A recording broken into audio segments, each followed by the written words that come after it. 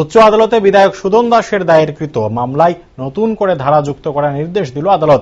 বৃহস্পতিবার উচ্চ আদালতেই মামলাটি উঠে পরে উভয় পক্ষের কথা শুনে আদালত বিষয়টি ভালোভাবে পর্যালোচনা করার কথা জানান। একই সাথে উক্ত ঘটনায় যে সমস্ত ধারা নিয়ে মামলা করা হয়েছে সেগুলো যথেষ্ট নয় বলে অভিমত ব্যক্ত করেন বিচারপতি। সংবাদ মাধ্যমের সামনে এ নিয়ে বিস্তারিত জানান আইনজীবী শঙ্কর লুদ।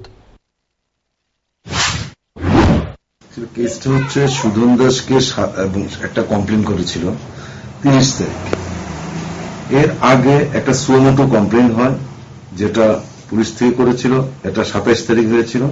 সেই কমপ্লেনে বলা হয়েছে যে Sudan Das one of the injured person.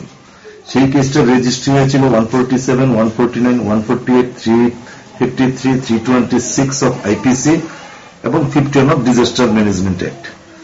ওই কেসে একিউজড হচ্ছে সুদন দাস এবং সিপিএম এবং বিজেপির দুদিকেরই কর্মীরা আছে। আরেকটা অ্যাফেয়ার হলো 28 তারিখ, এটা বাবুল শাহ করেছিল সেম ইনসিডেন্টে। তাতে একিউজড করা হয়েছে সুদন দাস এবং আদার্স। এই কেসটা registry 120B, 341, 325, 326, 327।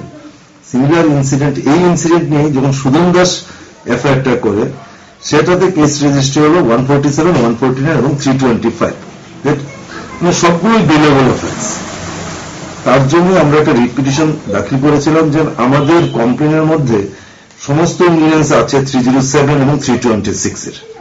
In spite of this আজকে এফআইআর গুলো রেজিস্ট্রি করলো সবগুলো বেলেবল অফেন্সে, মানে লঘু ধারায় কেসটা রেজিস্ট্রি করলো।